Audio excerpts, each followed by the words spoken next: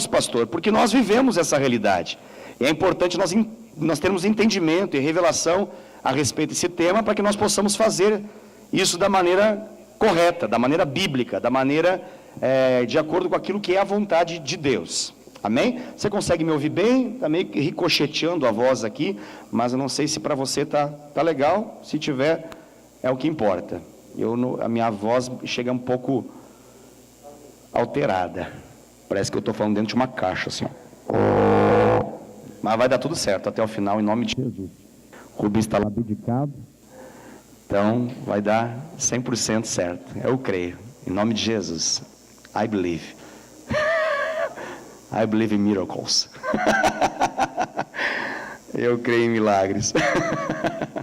Vai dar certinho. O Rubens está se esforçando lá para poder corrigir esse som que está um pouquinho comprometido, mas vai dar certo.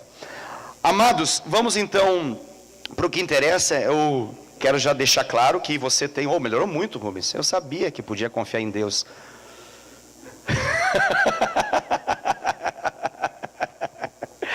E claro, também você, com certeza. Ficou muito melhor, hein? Parabéns, muito bom. Você tem liberdade para perguntar a respeito desse tema, tá bom? Pode parecer, às vezes, que a gente vai fazer uma pergunta assim, não sei se a minha pergunta não é muito fraca, pastora, pode ser boba.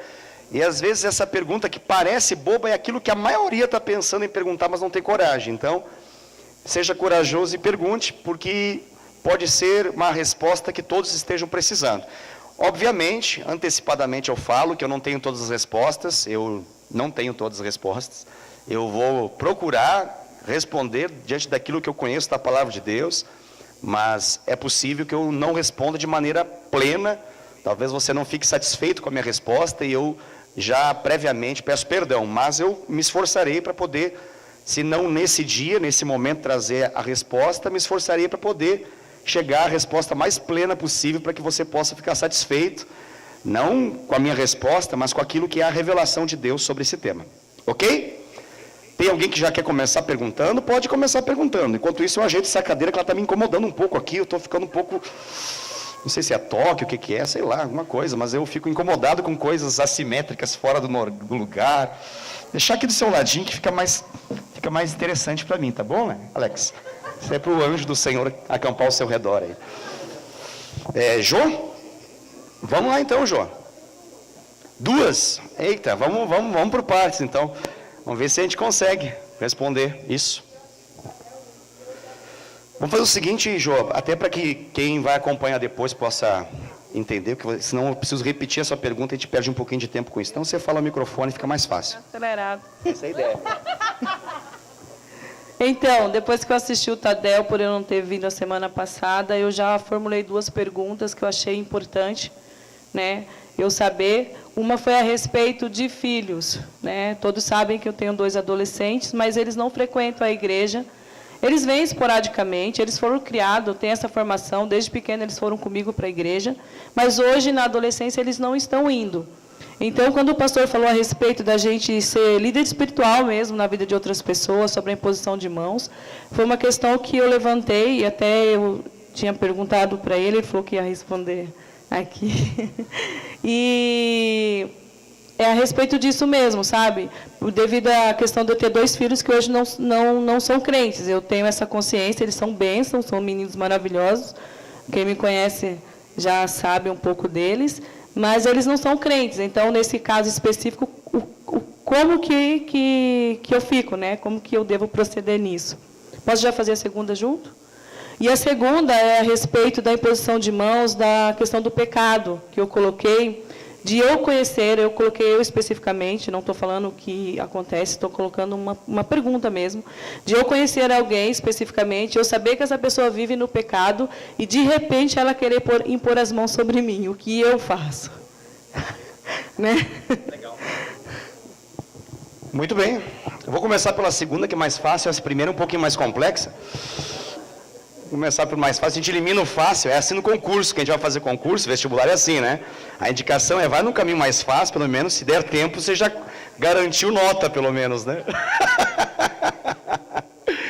Bom, a segunda pergunta que a Jo fez em relação a uma pessoa que ela tem consciência, ela sabe que é uma pessoa que está desalinhada com a vontade de Deus, está desajustada daquilo que é o padrão do Senhor, ela não serve como referencial, não serve como modelo, ou colocar uma outra linguagem, uma pessoa que é ciente a todos, ou pelo menos para quem vai receber oração, de que vive no pecado, ok? A pergunta que ela fez é, ela pode recusar essa oração? Ela pode dizer, não, obrigado, passo, dispenso? A resposta é sim, não apenas pode, deve, não apenas pode, no sentido de é possível. É simples, quando a pessoa se aproximar, você fala assim, ô querido, eu não gostaria que você orasse por mim.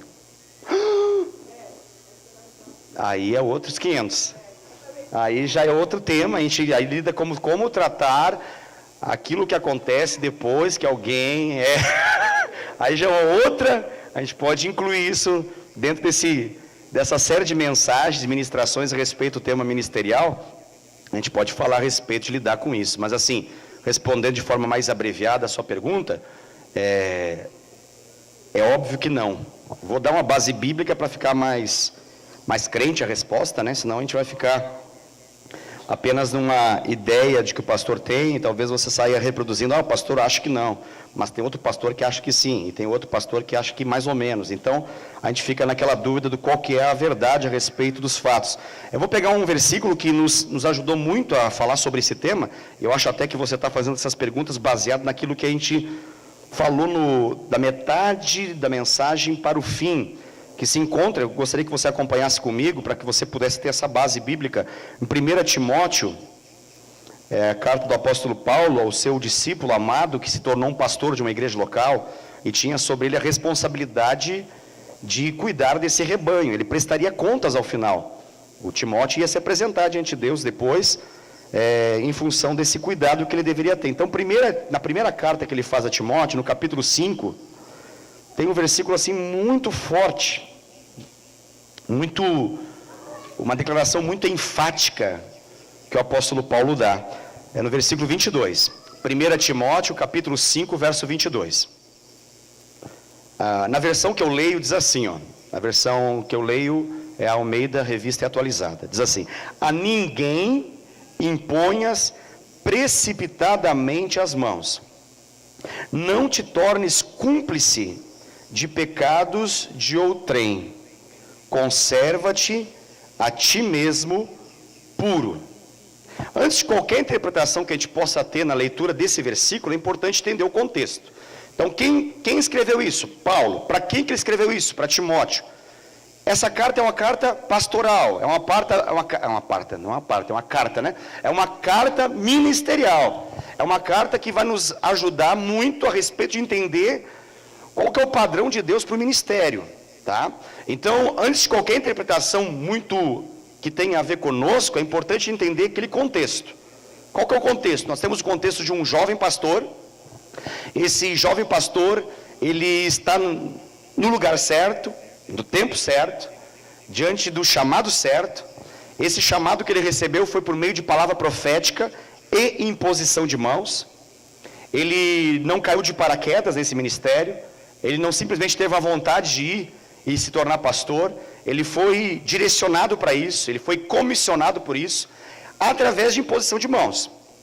E agora ele está numa fase ministerial que ele está levantando o seu corpo ministerial, o seu corpo de ministros, de pastores, presbíteros, de diáconos, de bispos, dentro do contexto, como a Bíblia vai apresentar isso tudo. E aí, dentro dessa realidade, dentro desse tipo de oração, de imposição de mãos, que nós podemos pelo menos catalogar aqui 5 tipos, eu vou falar sobre isso nessa noite para vocês, 5 ênfases bíblicas para nós fazermos a imposição de mãos, para nós impormos nossas mãos sobre alguém. Então, o tipo que aqui está acontecendo não é outro, mas está dentro de um contexto que você pode ver antes. Como assim, pastora? Se você acompanhar, desde o versículo 17, o apóstolo Paulo está falando a respeito do ministério, mais especificamente sobre presbíteros. Ele está falando a respeito entenda, presbítero é pessoa que tem responsabilidades pastorais. Entenda presbítero como aquele time de pessoas que auxiliam o pastor. Vamos entender assim. Então ele fala lá, ó, devem ser considerados merecedores de dobrados honorários os presbíteros que presidem bem, com especialidade os que se afadigam na palavra e no ensino. Obviamente, o contexto aqui é de um contexto de pessoa separada para o ministério. São ministros em tempo integral, ok? E que precisam, para a sua subsistência, de que eles possam receber esse suporte, esse aporte financeiro. Aqui ele está falando especificamente disso, está falando o seguinte, ó, devem ser considerados merecedores de dobrados honorários, ou seja, como se fosse um salário dobrado, vamos assim colocar na nossa linguagem mais comum, os presbíteros que estão dedicados à obra e que presidem bem. Por que eu estou falando isso? Para você entender que o contexto é presbiterial aqui, é sobre um contexto de presbíteros, com especialidades que se afadigam na palavra e no ensino. Por que isso?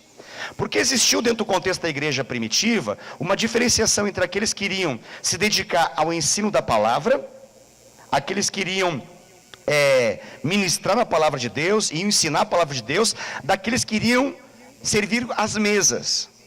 Então, levantar os diáconos foi para poder fazer essa divisão, para que não ficasse tudo em função do corpo de presbíteros. Então eles levantaram diáconos lá atrás, a gente pode ver isso depois, para poder fazer essa atividade. E eles se dedicariam, esses apóstolos, aqui nesse caso aqui, ele está dando a mesma recomendação para aqueles que se afadigam na vida consagrada a Deus, com vistas a ensinar e ministrar a palavra. Essas pessoas então, elas são dignas de uma atenção e de uma honra especial, que aqui nesse caso específico envolve a questão financeira. Seguindo a explicação, aí diz assim no versículo 18, pois a escritura declara, não amordaces o boi quando pisa o trigo. É uma explicação que vai uma pregação inteira sobre isso, não vou falar isso agora, mas basicamente deixar com que os presbíteros cumpram o seu papel, vamos assim resumir. E ainda, o trabalhador é digno do seu salário, essa expressão aqui está dentro do contexto dos pastores remunerados ou dos presbíteros remunerados. Só para explicar que aqui, toda a explicação que eu estou dando tem a ver com o presbitério da igreja, que o Timóteo era o líder. Aí ele vai, ó, versículo 19, não aceites denúncia contra presbítero, senão exclusivamente sob o depoimento de 2 ou 3 testemunhas. Ele está colocando, olha, o presbítero, ele está numa condição de vidraça, é natural que as pessoas, em algum momento, até mesmo direcionadas por Satanás, ou pelo próprio pecado, se achem indispostas com as suas mensagens, com suas ministrações, mas é possível que tenha um pecado na vida dele, e se tiver um pecado, isso vai ser algo que precisa ser tratado, obviamente, e para fazer isso, precisa denunciá-lo por meio de testemunho público. Aqui ele coloca, então, 2 ou 3 testemunhas, precisam juntas ir lá, para poder fazer esse depoimento aqui, né? Contra o presbítero em especial. Entenda que o contexto é de presbítero. Quanto aos que vivem no pecado, versículo 20, ó, repreende-os na presença de todos, para que também os demais temam. Está falando em relação a quem aqui? Os presbíteros. Vamos ficar dentro do contexto, porque senão a gente pega isso e fala assim, ó, toda vez que uma pessoa pecar, independente do pecado que tiver, a gente chama à frente, e na presença de todos fala assim, ó, vem cá, irmão tal. Isso é um costume específico de algumas igrejas do passado faziam isso, e não estou dizendo que Deus não operava milagres por meio dessa confissão e dessa exposição pública de pecado, mas não é a nossa maneira de lidar. Só estou explicando isso. Agora, dentro do contexto, quando envolve o pecado que toca uma multidão, que toca o povo, aqui a recomendação é, quanto aos que vivem no pecado. Detalhe, existe uma diferença entre pecar e viver no pecado. E eu vou explicar logo, com essa palavra que eu acabei de dar, vou explicar para você a primeira pergunta daqui a pouco. Por isso que eu falei, vou ficar na mais fácil, porque talvez ocupe toda a mensagem, né? Aí eu chego na primeira pergunta. Eu já respondi a segunda pergunta, né? Eu falei que não pode, mas vamos chegar na primeira. Quanto aos que vivem no pecado, com os que vivem no pecado, conscientemente, de forma deliberada, sem temor, mesmo sabendo que é errado, mas praticam o erro, de forma a não se arrepender, a não ter uma vida que seja consertada pelo Senhor, repreende-os na presença de todos. Por que na presença de todos? Porque aqui está diante da comunidade, diante da igreja. Eles devem ser repreendidos com vista a ser jogados para o inferno? Não. Repreendidos com vistas a eles entrarem num caminho de humilhação e puderem então se arrepender dos seus erros, dos seus pecados. Esse é o propósito de Deus. Não é machucar uma pessoa, não é jogá-la ao inferno. A intenção é que, uma vez que torne-se claro a todos, essa pessoa agora não tem para onde correr e não tem mais como viver nas trevas. Está na luz. O seu pecado foi jogado na luz e cabe a ela agora se consertar diante do Senhor, em arrependimento e uma vida mudada, ok? Para quê? Para que também os demais temam. Aqui o temam é no sentido de que todo mundo saiba como é que se trata o negócio. Através do exemplo de tratamento daqueles que são líderes, os liderados, aqueles que são cabeça sobre o corpo, melhor colocando cabeça é uma palavra complicada, porque Jesus é o cabeça da igreja, mas aqueles que têm uma posição de liderança, de autoridade, possam servir então como modelo para aqueles que não estão, e possam saber, opa, rapaz, a coisa é séria mesmo, hein? Tal do pecado leva para o inferno, o negócio é complicado, tem que lidar, tem que tratar. Então você tem então um ambiente, não de medo, mas um ambiente de respeito, reverência, temor a Deus, ok? Aí ele vai avançando. Conjuro-te perante Deus e Cristo Jesus e os anjos eleitos, que guardes esses conselhos sem prevenção, nada fazendo com parcialidade. Ou seja, basicamente falou assim, ó, não faça parcialidade de nada, é para fazer assim como eu estou falando. É instrução de Deus para você. Se você quer ser eficaz na obra, vai ter que fazer isso aí. Por que ele fala sem parcialidade? O que você acha? Porque, obviamente, diante de situações difíceis, a gente é tentado a pensar, não, mas o Adriel é uma benção, nossa, eu tenho uma história com o Adriel, nossa, o sorriso dele, o jeito dele, a alegria dele, as experiências que já tive com ele, não, eu não vou repreender ele, não, coitado, não, meu amigo, meu parça, o cara é brother, o cara está no lado esquerdo do peito. Ah, mas o Júlio, eu conheço o Júlio, mas acho que o Júlio deve ser repreendido publicamente. Aí eu começo a fazer o quê? Começo a fazer parcialidade, ou seja, começo a fazer acepção de pessoas de acordo com aquilo que mais próximo de mim, não tão próximo de mim, então eu julgo de acordo com isso. Está errado. Então o que o apóstolo Paulo está falando é para fazer com todos. E aí então vem, qual é o contexto? É o contexto de presbitério, liderança de igreja, modelo para o rebanho. Aí ele fala, a ninguém imponhas precipitadamente as mãos. E aí ele vai para um caminho muito forte aqui, que ele fala o seguinte, ó, não te tornes cúmplice. Uau, essa palavra é meio carregada, né? Cúmplice é aquele que faz comunhão com. É uma das outras possibilidades no original, estou pegando aqui a palavra koinoneo, que é uma das derivações da palavra koinonia, que significa comunhão. Cúmplice é ter comunhão com. Ser cúmplice é estar ao lado de. Tá dando para entender? Então é ser coparticipante, tornar-se parceiro, companheiro, ter comunhão, associar-se, tornar-se companheiro. Isso tudo está no original da palavra do grego koiné, que é a linguagem que foi escrita no Novo Testamento. Pois bem, ele fala assim, ó, não te tornes cúmplice de pecados de outro. E aqui ele abre uma porta de possibilidades aqui. Se não tivesse esse finalzinho desse versículo aqui, talvez a gente não falaria muita coisa que a gente fala. Talvez a gente só mencionaria a respeito da questão da bênção e não falaria mais nada a respeito da imposição de mãos que podem resultar em maldição. A gente se resumiria a falar que temos apenas que ter cuidado, mas a gente não se atreveria a falar que alguém pudesse impor as mãos e nesse processo transmitir impureza. Se não tivesse esse pedaço da Bíblia aqui, a gente não falaria isso. Mas como tem, a gente vai falar. Tá bom? Para a gente poder falar toda a Bíblia, né? Para não ficar falando apenas aquilo que nos importa. Então ali menciona o seguinte, conserva-te a ti mesmo puro. Pergunta, se ele está falando dentro desse contexto, conserva-te a ti mesmo puro, ele está falando, Timóteo, você é um cara puro. Conheço seu coração, conheço seu testemunho, conheço sua vida.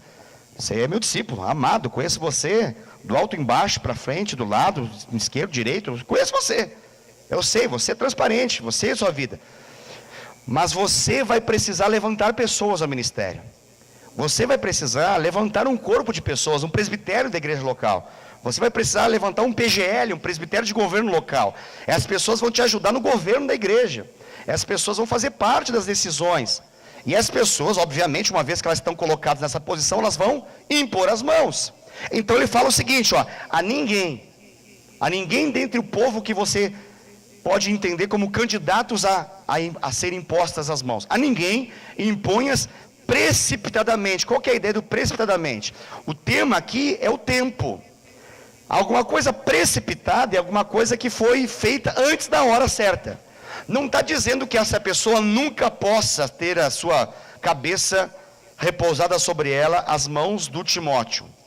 Ele está falando o seguinte: cuida com o tempo, porque você pode fazer isso antes do tempo, antes da hora.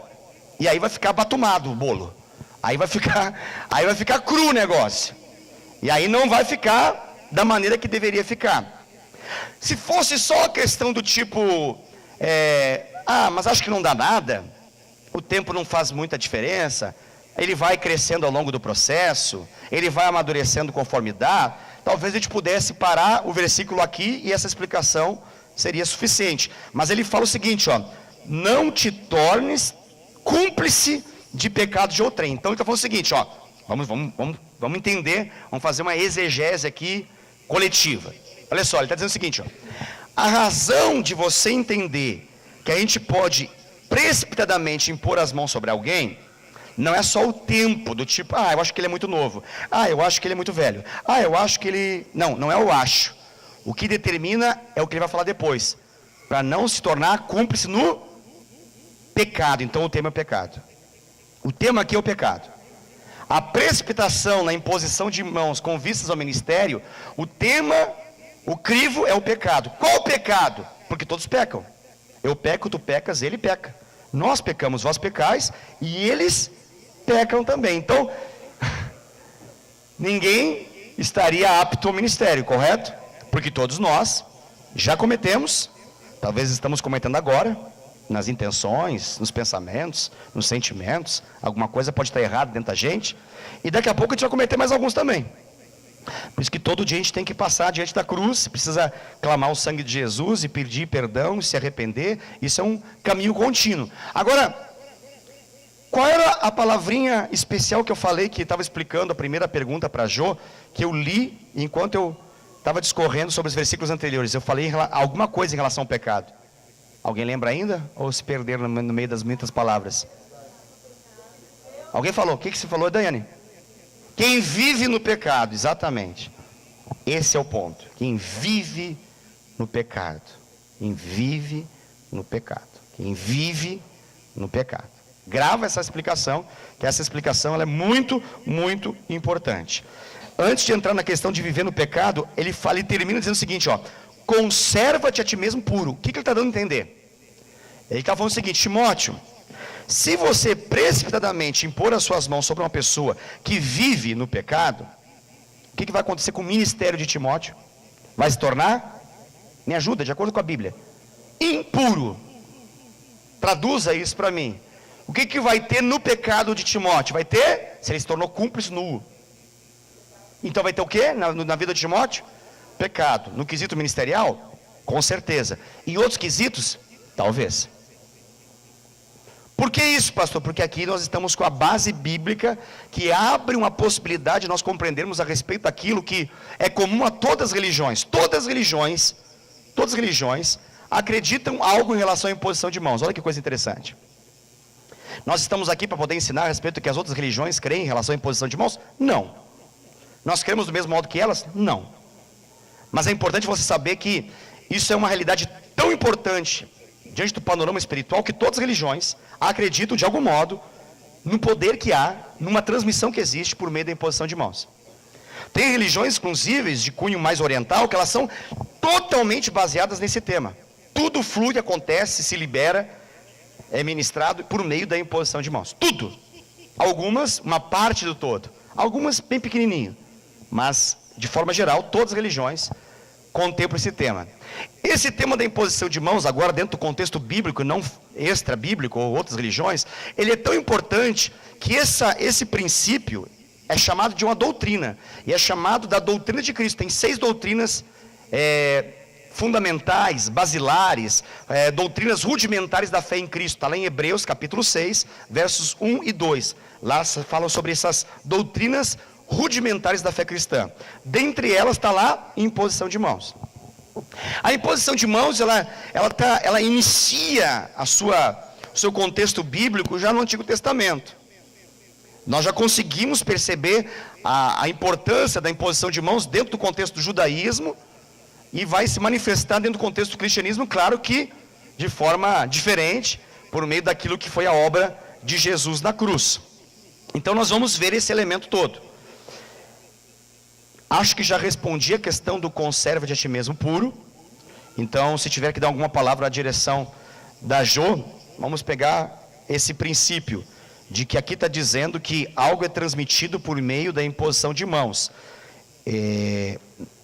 A pessoa, vamos imaginar o irmão A, ele não deveria ter recebido a imposição de mãos, com vistas a ministrar sobre outros, com vista a impor as mãos sobre outros.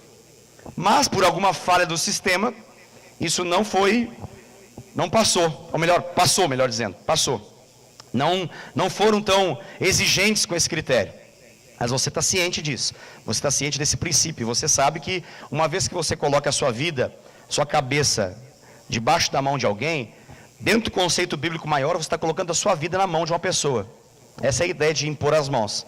Você tem a vida da pessoa na sua mão. Essa é uma realidade muito importante. Então, diante disso, a grande questão é, deve ou não deve? A resposta é simples, não deve. Por que não deve? Porque você quer se manter pura. E você entende que aquela pessoa, por mais que os homens deram essa autoridade para ela está ali na posição de autoridade, ela está usando isso, mas não é para benefício isso não é para bem. Talvez ninguém saiba, talvez as pessoas que precisavam saber não sabem. E aí já entra um outro caminho, que é aquilo que eu falei, como lidar com isso. Porque seria interessante que aqueles que impuseram as mãos sobre essa pessoa soubessem disso. É importante que quem respalda o ministério dessa pessoa saiba disso. Talvez há algum elemento que você saiba que essas pessoas não sabem, mas é importante porque ela pode estar causando um desserviço ao reino de Deus e não servindo ao Senhor. Ok? Então essa é a segunda resposta, né? A primeira resposta, que eu falei que é um pouquinho mais complexa, porque essa base que você que está falando, ela se encontra em duas passagens bíblicas, basicamente. Quando Paulo fala com Timóteo e quando Paulo fala com Tito. Quando ele fala com Timóteo, está no capítulo 3, dessa mesma carta de 1 Timóteo. Vamos tentar entender um pouquinho daquilo que é a pergunta da Jo, né? E sempre é bom entender o contexto para poder esclarecer. Por isso que eu vou pegar o contexto para poder dar a resposta. Senão a gente vai falando aquilo que a gente acha que é. 1 Timóteo 3. Olha o que diz lá. Lá é sobre o quê? Sobre as qualificações, sobre os requisitos para ser o quê? Bispo e diácono. São duas funções diferentes, mas são duas funções ministeriais. Lá diz o seguinte, ó. Fiel é a palavra. Se alguém aspira ao episcopado, significa a ser bispo, né? Excelente obra almeja, ou seja, uma coisa muito boa de se querer, de se desejar. Só que, versículo 2, é necessário, portanto, que o bispo seja irrepreensível. O que seria irrepreensível? Uma das explicações para irrepreensível, não que seja isso, né? Mas se você vai para o dicionário, uma das explicações é perfeito. Perfeito em que sentido, pastor? De não ter pecado? Não. Perfeito em não querer viver no pecado. Perfeito na disposição do coração de não ser inclinado ao pecado. Isso é ser irrepreensível. É viver uma vida desejosa que não haja nenhuma repreensão sobre si. Viver uma vida na busca de não precisar que ninguém repreenda. A Bíblia fala que aquele que julga a si mesmo não vai precisar que outro julgue. Então você vive já julgando a si mesmo todo o tempo. Sempre em função do Espírito Santo e da palavra revelada. Você está ali julgando a você mesmo. De modo que você não permite que outro chegue e fale, ô seu safado, ô seu falcatrua, ô seu traíra, ô seu arrogante. Aí você não precisa disso. Porque você já falou, você é um safado, você é um traíra, você é um arrogante. E cada manifestação de trairagem, arrogância ou safadeza, você já está ali repreendendo ela e vivendo de acordo com a vida no Espírito, de modo que isso não se manifesta. Porque você está repreendendo já na origem, está repreendendo ali já na raiz do problema. Entende o que eu estou querendo dizer? Glória a Deus. Vamos lá. Aqui começam as questões familiares do bispo. Olha só. Esposo de uma só mulher. Não é duas, três ou quatro, é uma só. Ok? E isso aqui é contexto bíblico, tá? Porque alguém poderia falar assim, pastor, isso não é problema. A gente vive numa sociedade monogâmica mesmo, então eu posso ser esposo de uma mulher num mês, eu posso ser esposo de outra mulher no outro mês, eu posso ser esposo de outra mulher no outro mês, eu vou estar sempre sendo esposo de uma só mulher.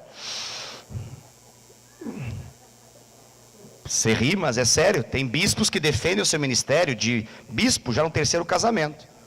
E eles falam, não, mas eu continuo sendo esposo de uma só mulher. A grande pergunta é, o que o Senhor pensa a respeito desse tema? Aí já é um outro assunto.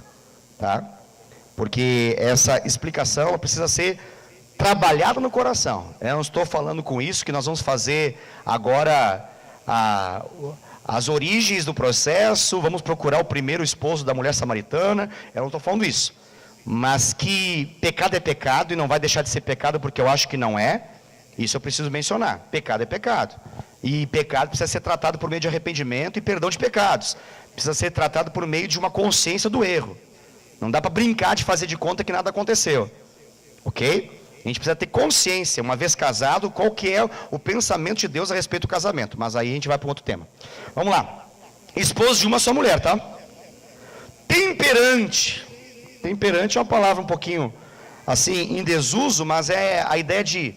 O cara é sóbrio, não sóbrio no sentido de ébrio ou sóbrio, mas sim no sentido de ele é contido na sua maneira de lidar, ele é controlado, ele consegue ter controle, ele tem sobre ele o domínio próprio, ok? Ele consegue se abster de uma série de realidades que tendem à escravidão. Ele não é escravo de nada, ele é alguém temperante. Aqui entra de novo o sóbrio, modesto, o modesto aqui é muito importante. Modesto, em contraposição a alguém que está se crescendo por meio do ministério, ele está menos batista, ele está falando para ele sempre assim, não, eu não sou tão importante assim, calma, calma, calma, calma, é a graça, é a glória de Deus, é o poder de Deus, não sou eu, é Ele. Então é alguém que tem essa característica. Hospitaleiro, ou seja, um bom anfitrião, alguém que recebe bem as pessoas, apto para ensinar, está pronto para poder ensinar, não dado ao vinho. Aqui algumas pessoas começam uma série de discussões, o quanto que é dado ao vinho? Bom, ser dado ao vinho, qualquer inclinação de 1 grau até 89 graus, dá igual você se inclinar na direção do vinho. Dá para entender, né? Se eu disser para você assim, essa tampa, ela está inclinada na direção de vocês. Ela está inclinada na direção de vocês. Ela está inclinada na direção de vocês. Ela está inclinada na direção de vocês. Ela está inclinada na direção de vocês. Está tudo certo isso que eu falei, sim ou não? Está inclinada. Qual é o ângulo? Depende. Aqui é um, aqui é outro. Agora, se só um pouquinho, pastor, só uma inclinaçãozinha assim ainda é? É inclinação. Continua inclinada ali, ó. Deixa inclinado, só para você ter uma referencial de visualização, assim. Por que eu estou falando isso? Porque vamos discutir agora o tanto de vinho que entra. A questão do tanto de vinho que entra, é só você ver qual a inclinação que precisa. Não é inclinado ao vinho. Não é dado. O vinho está lá, qualquer coisa que vai abrir espaço para poder pegar o vinho, não é inclinado nessa direção. Não é dado ao vinho. Ah... Pastor, está exagerando o comentário, a questão ali na origem é para ser embriagado. Querido, quer não ficar embriagado de nada? Basta não tomar, é simples. É simples. Pastor, por que tem uns crentes que tomam? Porque eles não leem a Bíblia que você lê. Porque eles não têm o zelo que você tem. Não, pastor, eles são muito espirituais, eles são bem piedosos, assim, eles oram, falam até em línguas, impõem as mãos, mas eles bebem uma assim de vez em quando, aqui, acolá e tal, eles se permitem. Por que aqui a gente fala diferente? Por que aqui não pode, pastor? Eu vou explicar para que aqui não pode. Porque aqui nós temos um princípio que mata todas as perguntas que vêm na nossa direção do pode ou não pode, que é o princípio do amor cristão. Simples. Funciona assim, ó. O Alex era um cachaceiro, tomava todas. Tá? O Alex vivia nos bares da vida, tá? Manguaçado, ok? E eu sou um crente liberal. Sou um crente liberal. Porque eu, na minha liberdade cristã, descobri que todas as coisas me são lícitas. Nem todas convêm, mas eu não vou me fazer dominar por nenhuma delas. Mas não precisa ser dominado por nenhuma delas. Mas um evento aqui a colar não tem problema. Aí um dia eu dou inclinado na direção do vinho na frente do Alex. De leves. De leves. Entendeu? Cacildo? De leves. Aí o Alex pensa lá, puxa vida, cara. Vivi até hoje, estou há tantos anos na igreja, não sabia que podia umazinha. Mas dá. O cara fez. E ele é líder. e ele é cristão, e ele é piedoso, e ele é crente, e ele é cheio do Espírito Santo, ele impõe as mãos, está tudo lindo, eu posso também. Aí o Alex vai tomar. Fruto do quê? Fruto de que ele olhou para a minha vida liberal e pensou, pode, certo? Tranquilo. Para ele vai dar certo esse caminho? Por quê? Porque ele já foi escravo disso. Ah, mas eu não sou escravo disso. Qual que é a recomendação bíblica? Não vou nem falar de bebida, vinho agora, vamos falar de outra. Eu vou comer um trem. Tem um trem que eu vou comer, tá lá. Aí a Bíblia fala assim, se eu percebo que esse trem escandaliza o Alex, por amor a ele, por causa da fraqueza, da pequenez da fé dele, que seja, eu não vou comer o trem.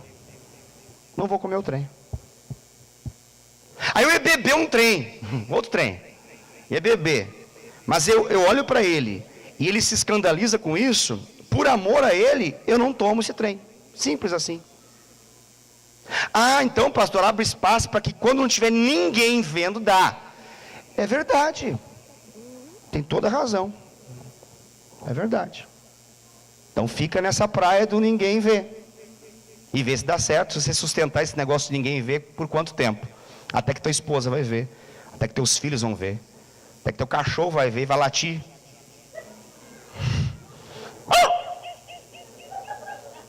Até ele vai assustar.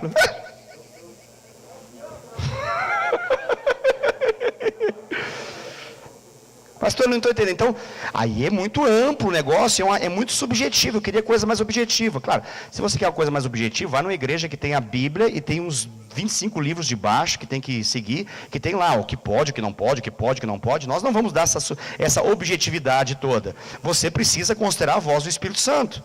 É simples assim.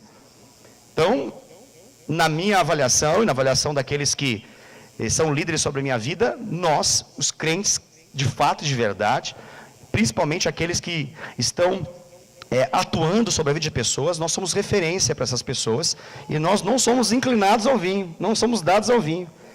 1 grau, 10 graus, 45 graus, não importa. Nós não somos inclinados a esse negócio, a gente tem outra pegada, a gente chapado em outra direção, a gente chapa o coco em outra vibe. E aquilo que um dia nos dominava, a gente agora se tornou dependente, mas dependente de Cristo Jesus. E nosso crivo é o amor. É o amor. Isso vale para roupa, tá? Isso vale para corte de cabelo, isso vale para uma série de coisas. Estou falando de escandalizar, tá bom? Não estou falando de pessoas não gostarem, não gosto. Não, escândalo. Fazer pessoas cair na fé por causa disso. Escandalizar. É fazer com que a fé da pessoa entre em crise, entre em choque por causa daquilo que ela está vendo. Agora tem um detalhe. Bom seria se as pessoas que se escandalizassem viessem até nós e dissessem, estou escandalizado com você. Mas sabe o que acontece? A maioria não faz isso, ela simplesmente cai no mundão. Elas simplesmente vazam, deita o cabelo, pica a mula, sai correndo, nunca mais voltam. E a gente fica com essa cara de crente liberal achando que está abalando as extremidades. E um monte de gente assustada, apavorada, porque sabe que esse padrão não é o padrão daquilo que ela espera viver. Porque se é para viver a mesma coisa... então não preciso de um libertador, não preciso de um salvador, eu vou no AA e resolvo meu problema. Eu preciso de alguém que seja mais forte do que a minha capacidade de vencer a mim mesmo. Eu preciso de alguém que me vença. Eu preciso do Senhor. Amém? Vocês podem fazer perguntas, tá, irmãos? Está aberto. A gente está só respondendo a primeira pergunta. O culpado disso tudo é a Jô, tá? Não violento. Rapaz, não pode ser violento, hein? Isso é benção, hein? Tem que ser cordato, cordial, educado, íntegro, suave, gentil. Tem momento para você ser firme e forte? Claro que tem momento para ser firme e forte, mas não em violência. Não é por força nem por violência, mas é pelo Espírito de Deus. Às vezes o Espírito de Deus vai falar de maneira veemente, mente forte, mas isso não significa espancamento, terrorismo. Ok? Não avarento. Isso aqui é muito interessante, né? Aqui não é a medida de dinheiro que se tem no bolso, mas é quanto o dinheiro me tem.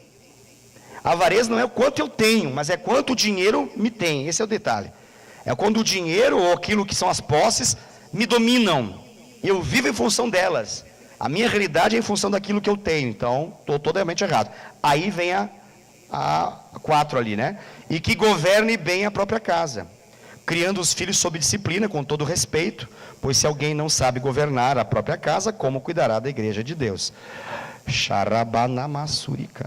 Agora aqui a coisa ficou pancada. E aí vem a explicação do pastor Wesley, tá? Restringo a minha explicação. É a minha avaliação sobre o tema. Minha avaliação, dentro de um contexto maior, é que existe uma diferença entre alguém que está no processo e alguém que não está em processo nenhum. Alguém que está em vias de viver a vontade de Deus, querendo viver a vontade de Deus, está sendo tratado, está debaixo de correção, direção, está recebendo cuidado para isso. Tem uma área na vida dessa pessoa que está sendo tratada. E não há problema em outras pessoas saberem que essa pessoa está com uma área na vida dela sendo tratada. Se precisar avisar, que se avise. Isso vai quebrar a autoridade, pastor? Se o aspecto da autoridade em função do modelo da pessoa está em jogo, sim. Se o aspecto da autoridade está em função do modelo bíblico da palavra de Deus, não. Porque essa pessoa está dizendo o seguinte, ó, eu ainda não estou manifestando o ideal de Deus, mas eu estou perseguindo isso, eu estou correndo para isso, eu estou obstinado nesse negócio, eu estou indo com força para esse negócio, isso está me custando sangue, isso me custa lágrimas, isso me custa jejum, oração, quebrantamento, mas você pode ficar seguro, ó meu liderado, você pode ficar seguro, ó meu discípulo, você pode ficar seguro, ó minha ovelha, que no que depender de mim, você vai sempre encontrar uma pessoa desejosa de viver isso, e isso é o padrão de Deus. Eu não vou dizer para você que não é o padrão de Deus, eu não vou viver dizendo para você, não, dá para ser de qualquer jeito, não, o padrão de Deus é esse, e eu vou viver isso em nome de Jesus. Isso por enquanto é fé, mas vai se tornar em realidade. Aí a pessoa vai saber, ok. Talvez ela fale, glória a Deus, você é um líder maravilhoso, você continua me inspirando. Talvez ela fale, não sei, eu acho que eu vou trocar de líder. Pode ser. Há o risco, pastor? Sim, há o risco. Há o risco.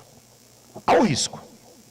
Mas eu prefiro que esse risco seja corrido em função da transparência do coração e da fé aplicada, do que no deixa quieto, deixa quieto. Faz de conta que está tudo bem, quando na verdade está tudo errado. Isso seria a pior coisa a acontecer. Porque aí eu posso não estar diante da consciência das pessoas, mas existe uma consciência que a palavra de Deus me traz, que me quebra no meio e acaba com a autoridade. A nossa autoridade está por meio da fé, dos princípios de Deus. Amém? Nós cremos isso. A autoridade está por meio da fé, dos princípios de Deus. É importante ser dito que o tema ali é bispo. Se nós pudéssemos assim catalogar dentre influências, o bispo é alguém que tem muita influência. Não é alguém que toca 2, 3, 4, 15 pessoas. É alguém que toca igrejas, ele cuida de rebanhos. É alguém que toca pastores, é alguém que precisa ser modelo para todos. Pastor, você acha que nesse caso vale aquela máxima de estar em tratamento? Eu acredito que sim, mas é importante olhar com critério esse negócio, porque o tempo aqui vai ser considerado. Quanto tempo está em tratamento esse negócio aí? A vida toda? Até quando vai durar esse tratamento ininterrupto até a volta de Cristo? Até quando você vai viver tentando governar e não conseguir governar a tua casa? Até quando?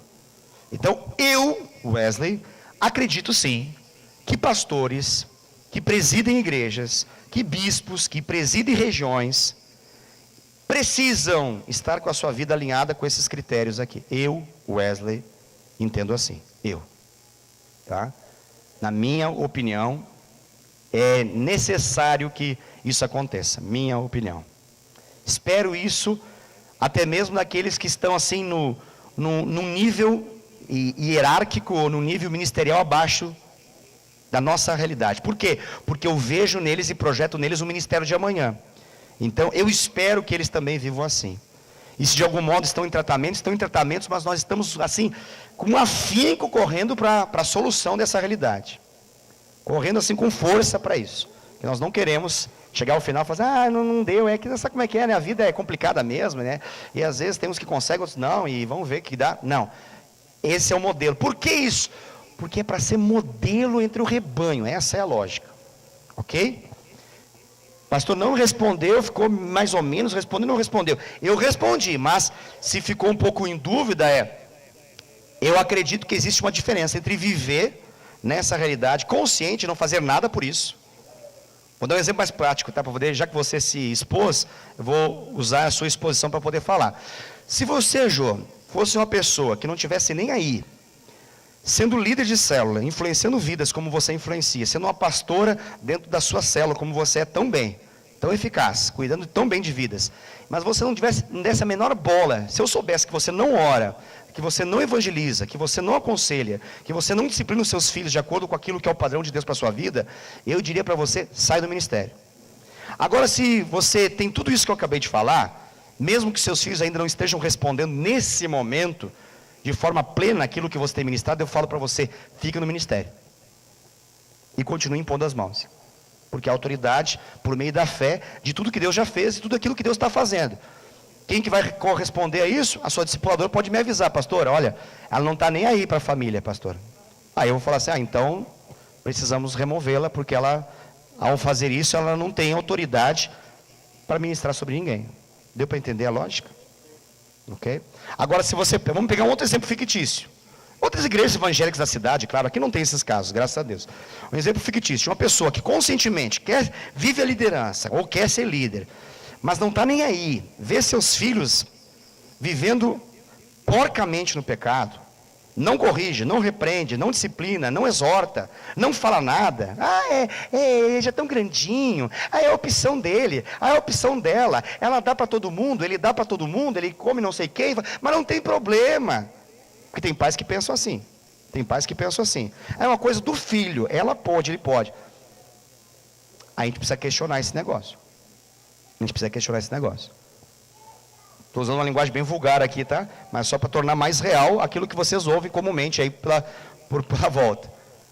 Aí é julgo desigual, é filho fornicando com namorada, é filha dando para não sei quantos, arrumando aqui para um, arruma para o outro, e abre as pernas, e tira selfie, manda foto, manda vídeo, e está tudo tranquilo porque o líder na igreja é bênção. Não é. E se está vivendo assim, precisa ser repreendido publicamente, com vistas a ser corrigido no Senhor, para se manter pelo menos no ministério. Caso contrário, não é. E é uma pessoa que não deveria estar com as suas mãos em ristes para poder colocar pessoas debaixo das suas mãos, porque não está fluindo vida consagrada, está impuro, não tem governo, sua casa está desgovernada. Acho que expliquei ou não? Deu para explicar? Não seja neófito, ou seja, ignorante das coisas de Deus, para não suceder que se ensoberbeça, porque o neófito ele tem uma tendência a compreender errado aquilo que foi dado. É a velha máxima, dê poder para alguém, você conhece quem ela é. Aqui é a ideia do neófito. O neófito foi dado a ele autoridade, poder, mas ele não tem revelação da parte de Deus, então o que vai acontecer? Ele vai espanar. E ali menciona assim, para não suceder que se ensoberbeça ou incorra na condenação do diabo. São duas realidades. Uma, ele crescer em si mesmo, e outra, o diabo fazer ele de tapete. Quer perguntar alguma coisa, Marcelo?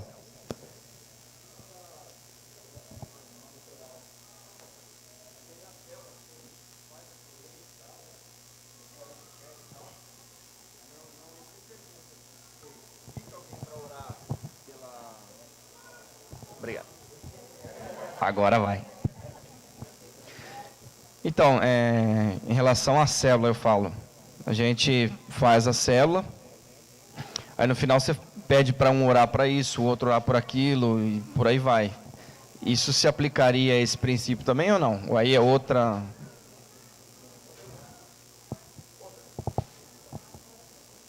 Essa pergunta é muito importante, porque ela não é só na célula.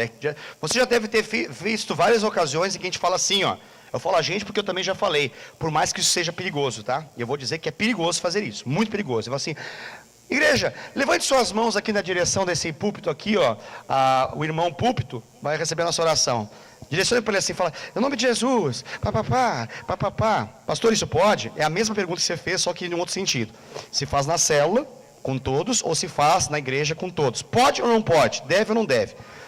Tem duas bases bíblicas do povo de Deus orando com imposição de mãos na direção de alguém ou de algo que estava acontecendo.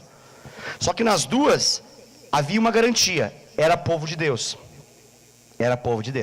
Tá? Não é a mesma coisa, Marcelo, porque o que a gente está falando, baseado em 1 Timóteo, é com vistas ao ministério, não ao ato de impor as mãos em diferentes situações. Eu acho que a gente vai ter que ter uma parte 3 desse negócio. Jeová, eu achei que ia tudo ficar no parte 1, mas Deus é bom. Vamos que vamos. Porque tem 5 maneiras de você, biblicamente, nós podemos achar pelo menos 5 atividades da imposição de mãos na Bíblia. Essa que a gente está se referindo aqui, que ocupou toda a nossa noite aqui de explicação, ela se refere ao ministério. Eu falo assim, ó, eu olho para o Cauã, eu olho, não, o menino é bom, cara. Não, o menino é bom.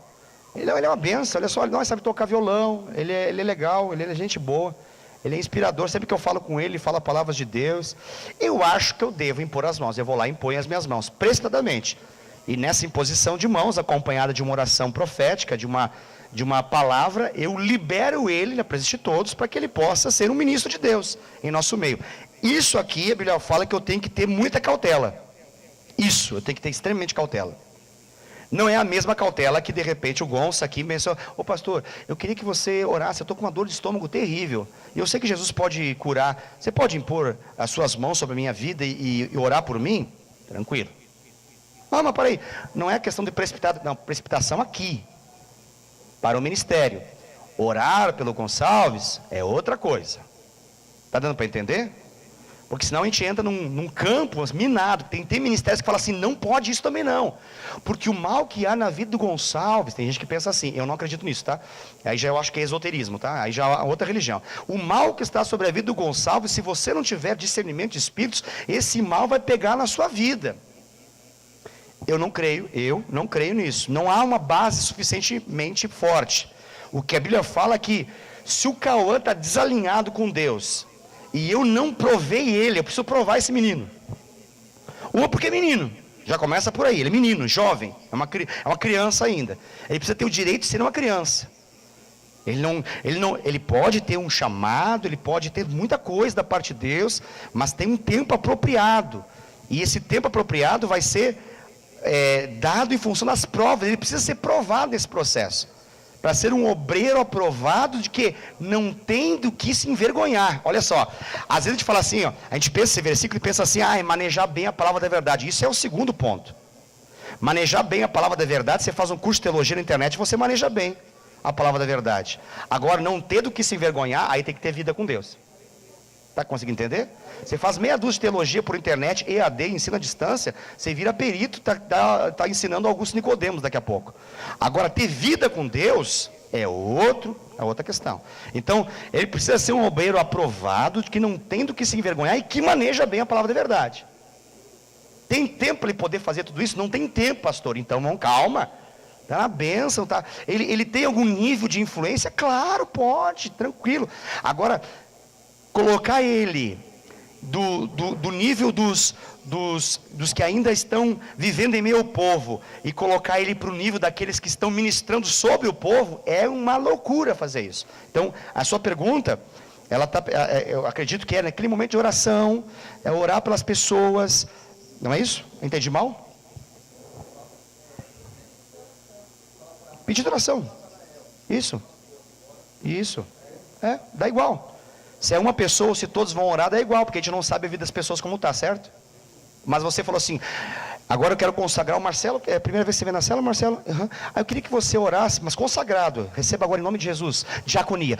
Agora a posição de diaconia, eu gostaria que você orasse pela pessoa. Eu fiz isso, errou total, heresia, bagunçou tudo. Agora, você orar por alguém, não.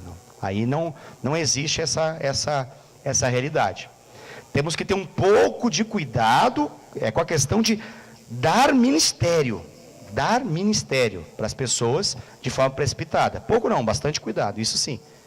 Porque, lembra que acabamos de ler ali? Você coloca a pessoa numa batalha espiritual, que às vezes ela nem sabe que existe batalha espiritual. Ela pode ser atacada por Satanás, e passa aqui, nem vi onde que estava. Fica espancado, nem sabia que existia esse negócio.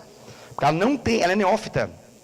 Ela não tem aprovação suficiente para poder fazer o que está sendo feito. Não respondi ainda, Marcelo? Não, eu não estou falando de você. Eu estou falando daquilo que você indica.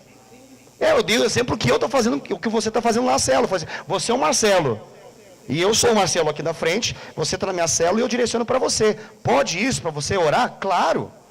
Agora vamos fazer um negócio. E eu na célula falo assim, eu estou sentindo de Deus que preciso te levantar o diaconato. Eu senti de Deus que você vai ser um bispo. Não, você vai ser presbítero. Receba agora pela minha exposição de mãos o presbitério e receba.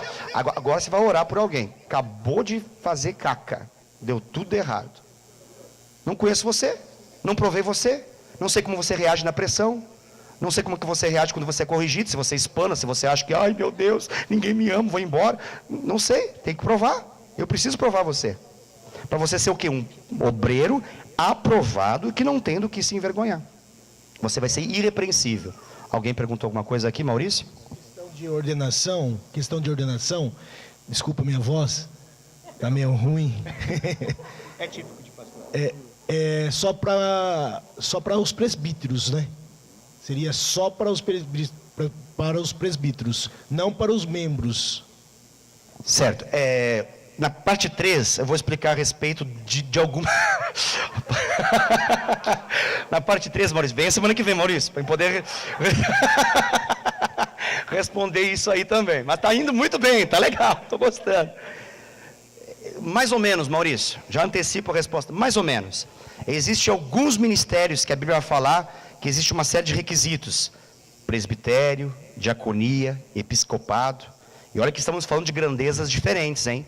Episcopado, bispo, pastores sobre pastores, presbitério, igual a um pastor, diaconato, que é aqueles que servem às mesas, aqueles que ajudam no serviço.